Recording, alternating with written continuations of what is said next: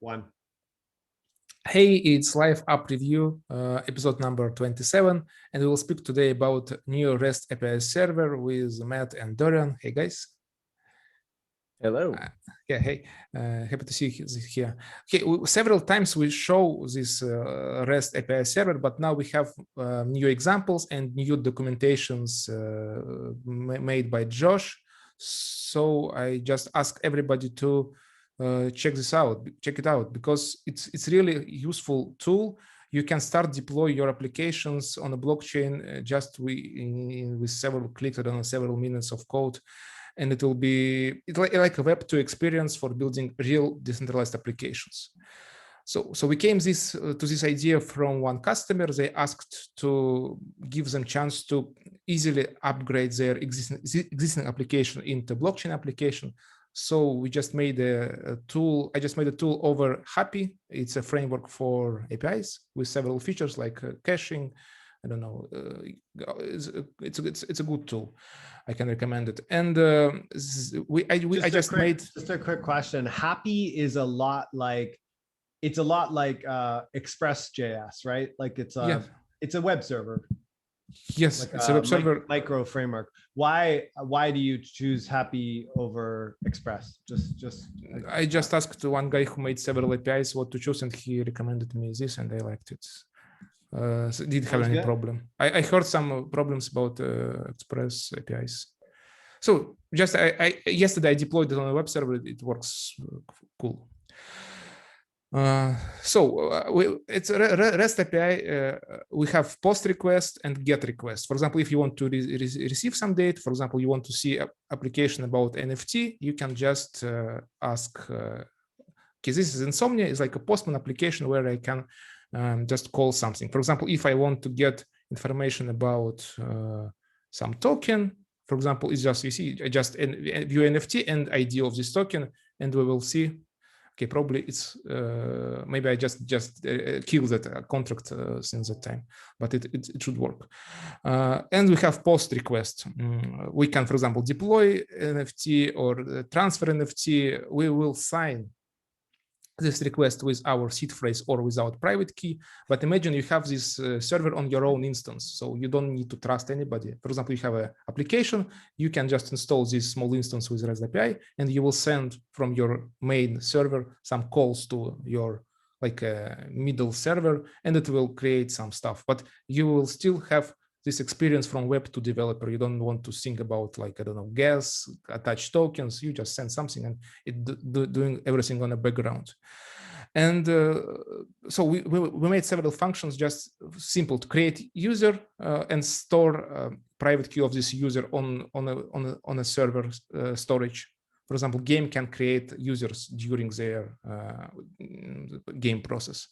Transfer NFT and mint NFT. Then I added a few generic functions. We can call any view or any call request. Can receive any application from blockchain. I deployed a web version of this. It has a URL web.nearapi.org, and you can go here and you can check any blockchain request you like. For example, here is I'm checking accounts from one validator.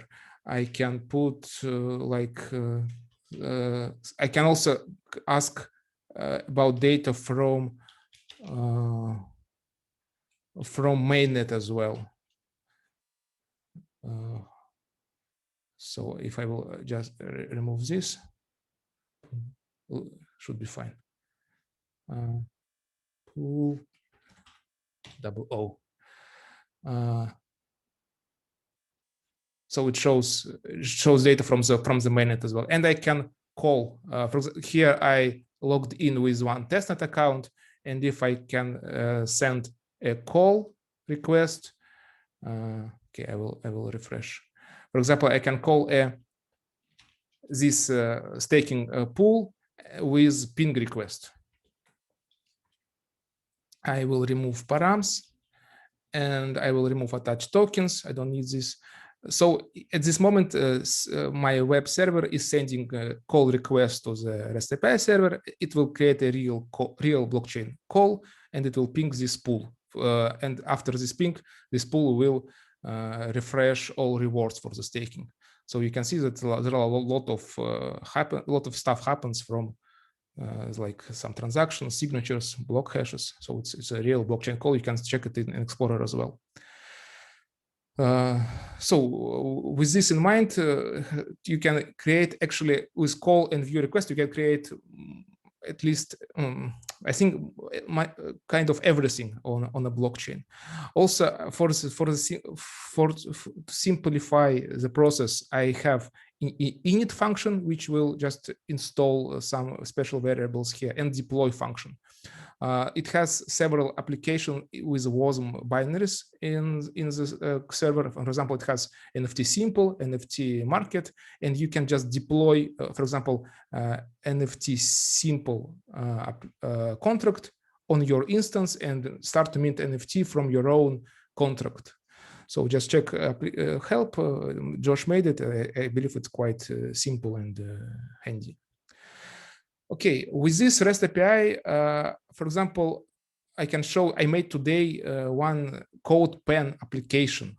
So it's blockchain application, even without server, without anything. It's just a code pen code. So what it's doing? It shows rare finance pools with shares of a specific user, because current UI doesn't have this information. If you put any liquidity to refinance pool, then you have to click on every pool and find in this version. As far as I know, next version will come next week. But currently, there is no any way to check your own pools. So, and what I did, you can check here in the JavaScript section. So there are several requests to my REST API. I'm checking mainnet node. I'm checking contract of refinance. One request is asking get pool shares. So here I provide account ID, paid pool ID, and tokens, which has another request get pools. I just checking all whitelisted pools. And another request get token name, because token has just a token address, a contract ID address, and I am reading here like a human readable name. So, and with this, I can just refresh.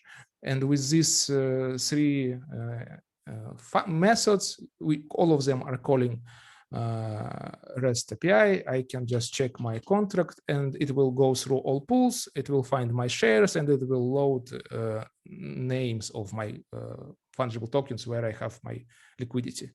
So as you can see, it's like an application without anything. So just a code pen. And I believe everybody can do these helpers in the future.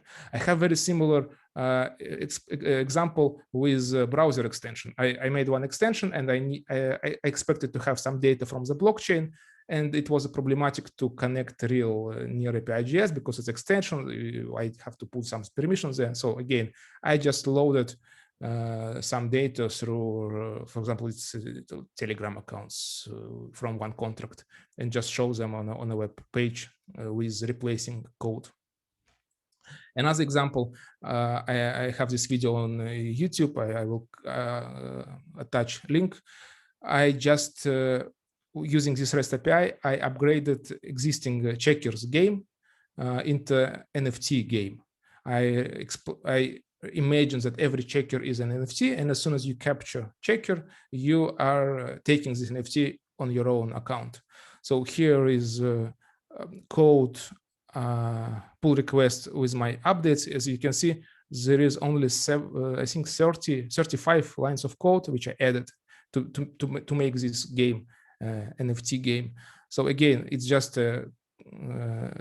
one request one request to mint NFT, and one request to transfer NFT. So in the beginning of the game, we're minting NFT, and during the game, we transfer NFT through owner and between two players. And it works. I will show you here. So I'm playing this game in the video.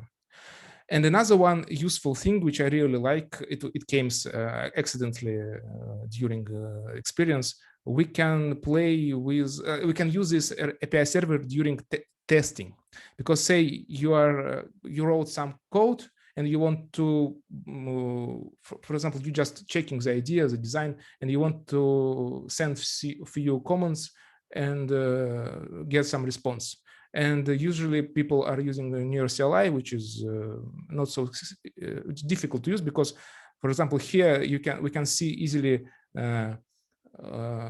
it's parsing our request. For example, if I forget something, it will just show me that what I have to update, which near CLI doesn't do it. I can see simplified answers here, like responses, numbers, JSONs, whatever. And I can store some data, for example, account ID key. Here in example, I have a request which generate a key pair. Actually, there is another one. It's just a method from the API server, REST API server. I can generate key pair. I can also check users balance. So some methods. And as soon as I generate a key pair, now you'll see I have key pair which with public key beginning from 884. And for example, if I have another one method which will create a request using this key pair, and here you see it's already 884. So my Insomnia stores this new key which has just generated, and it will send this key as parameter in the new request. So I can make like a chained request. I'm checking one, I'm storing a response, and I'm using it in the second request, and that's it. So I can, and because I see previous response, for example, I saw that I had storage with these numbers, and I made something. I can just click send, ask again, and I see if it was reduced or increased. So it's just a new dimension of usability, I believe. So I think this is probably it. Check this out. Near is very fast, and experience how blockchain, how programmer can use blockchain is very simple as how programmer may use web service. So very similar response in less than 1 second or around 1 second. So this approach is making this Web 2 and open web or blockchain development equal. So we can just create any application using POP and GET requests and create our own experience. For example, we can show, I don't know, our application to investors before we will create a final version. After all, we can easily upgrade. We can remove this middleman server if we like, and just use native calls from the blockchain. And there are a lot of tools like this CodePen, browser extension, or I don't know, just some applications which we can use this just to simplify getting and sending data. So it's here, try please. And if you have any questions or issues or I don't know, proposals, contact me please. I'm ready to continue using this REST API server for developers. Do you mind, like, I have a quick question. Do you mind, like, so for minting, like a new NFT, can I get like a quick walkthrough of like what that process like looks like? Or I don't know if it's like more in depth than like what we can cover in this video, but like it's yeah, good question. So real, I mean, normal developer, what have he do to in order to mint NFT? He has to create his own NFT contract, right? Mm-hmm. Deploy it to the blockchain, mm-hmm. Initialize it with some credentials, his own, like I'm owner and only I will be able to create an NFT, and then actually mint NFT. With these 4 steps I counted. Here with the NFT server, we can just call a method deploy, which will, for example, this NFT simple contract is already there, and it will just upload it to the blockchain. Deployed to the blockchain and auto initialized because I just put some logic in a server. It's there, you can check. So it will be already, you'll have your own contract. Then you have just to call a method which calls like an NFT mint, I believe. So we will just mint NFT. We will just specify some token ID, metadata, account ID, private key. It's from the owner, and it will create NFT on behalf of this account we provided. So imagine again, if we have a application server, it's we control this. We don't have to scare that somebody will grab our private keys, credentials. So it's ours, our entity. And there is another one, I didn't mention it in my first part. So we have like two modes, standard mode and simple mode. As you can see, in simple mode, we don't provide even any key, because we can initialize our application and we will store in the config our master account key, and it will try to make everything on behalf of master account. So we can even remove this step. So okay. instead of four steps and writing your own contract, you can make just 2 steps, which are very simple and well documented. Okay. And we have also batch NFT minting. Yeah, you see, I also have batch methods.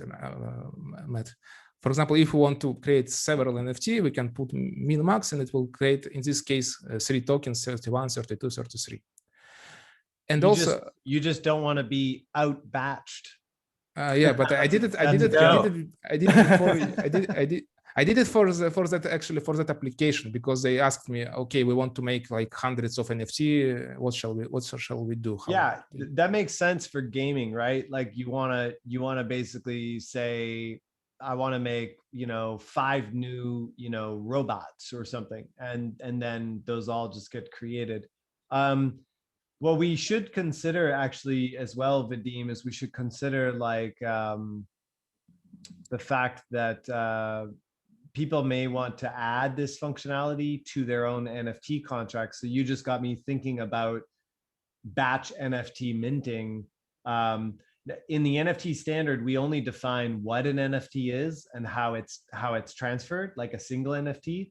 But we actually, in the NFT standard, we don't actually tell you how you should mint an NFT. We have obviously some recommendations, but it's because you can create an NFT a number of different ways. You could have a single contract method that creates 10 at once. So yeah, we should think about putting that into a contract as well. Just an example. Yeah, for sure. And just your question, Dorian, remind me about this caching machine. So I also introduced caching here. For example, these get accounts from the pool. As you can see, it will store first run like 320 milliseconds, and all the next will be much more simple because it's just taken from the cache. When 10 seconds expired, it will again became slow. So it's really hard to tell with those read calls, because I mean, like our RPC comes back with responses in like 150 milliseconds. So it was, yeah, but it's still in the cache. Probably, yeah, I think I just increased the cache. Those are fast. Those are fast though. Like under 100 milliseconds to get data back is really quite good. But first response was to 300. So now it's taken from the cache. That's why it's faster. Every time you send it, does it like reset the 10-second timer? It's on the server, so yeah. But believe me, you can, actually it's flexible. So user of the server can specify different caching for different view calls. So for example, maybe I don't know, a number of pool in refinance, probably it's kind of stable value, but your deposit is very volatile. So. You can specify. That's how I handle the cache as well. I pass it through the header, and then there's obviously a default. I think my default is 1 minute, so it's like 60 seconds. But you can also pass through the header. I think when I do actually make the call from the NFT gallery, because it's pulling a lot of data, and it's obviously not going to really change that fast from like over a 5-minute period. I think I expand it to 5 minutes. I don't know. Really cool stuff, Vadim, though. This is wicked. This is like a toolkit you can just deploy. It's got docs, it's got everything. This is awesome. This is great stuff. Yeah, I tried to make it as simple as I could. For the user can just create testnet account, provide his seed phrase, and it will initialize smart contract. It will give you a chance to mint NFT and transfer NFT just with your seed frames from the testnet account. Yeah, I mean, I see at the end of the day, all partners that have a very serious app on Near, they need something like this. Whether they're, even if they're letting their users make all the transactions, they need something like this to do a lot of, quote unquote, like kind of, back office, back end kind of talking to the blockchain. So everyone is either going to just simply fork what you have and use it, or they're going to use it as a reference for kind of how to structure their own, how to roll their own API server. So this is exactly how I imagined, like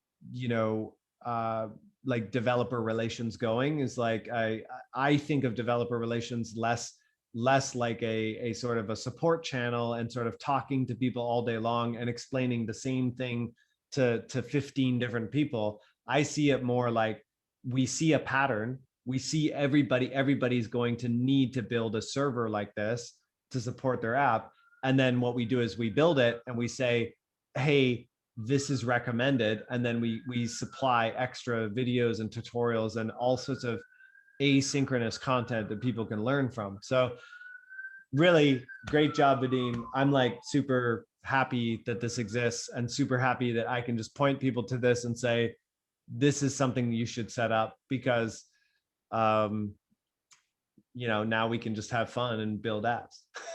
It's all done, right? No more tools. I just want to tell, we have this res.nearapi.org, which will provide this service for free on a testnet. So you can just write, for example, your own code pen application using this URL and just receive some data from the blockchain.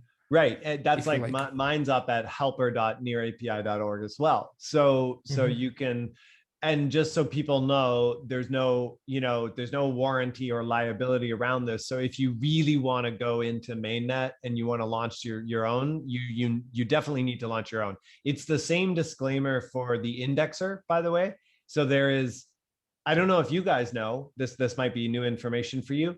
There is an indexer for Near that is a shared resource. Maybe you can find it, Vadim, on GitHub. Yeah, there's an indexer that is a shared resource for everyone.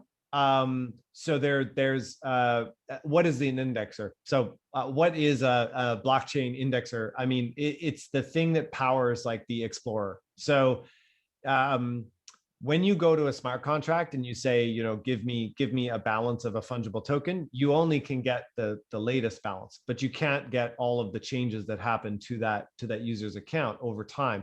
So in order to have access to all of the transaction history and then be able to query it, like using, for example, SQL, you need to actually store all of the transactions in a SQL database, and you need to lay them out in tables so that you can actually query them efficiently.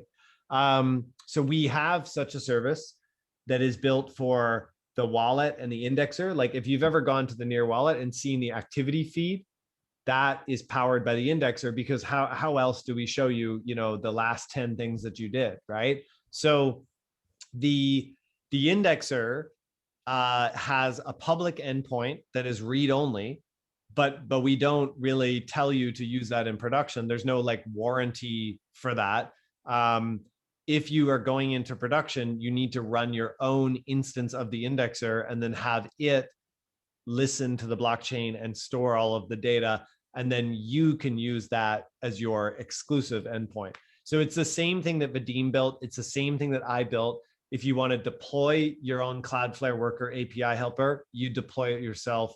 That's yours. You own it. And by the way, all three of these tools, you can clone them, copy them, fork them, improve them, give us pull requests, write issues. We don't care. There's no licenses here. Like Near's just open source.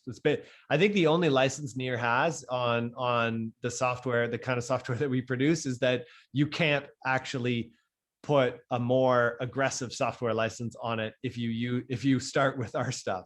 So basically, you can make money, you can do all sorts of stuff, but if you use this package, if you use Vadim's API server, you kind of have to keep Vadim's API server can't be like further closed off or licensed. So everything's open. Clone it, fork it, do whatever you want.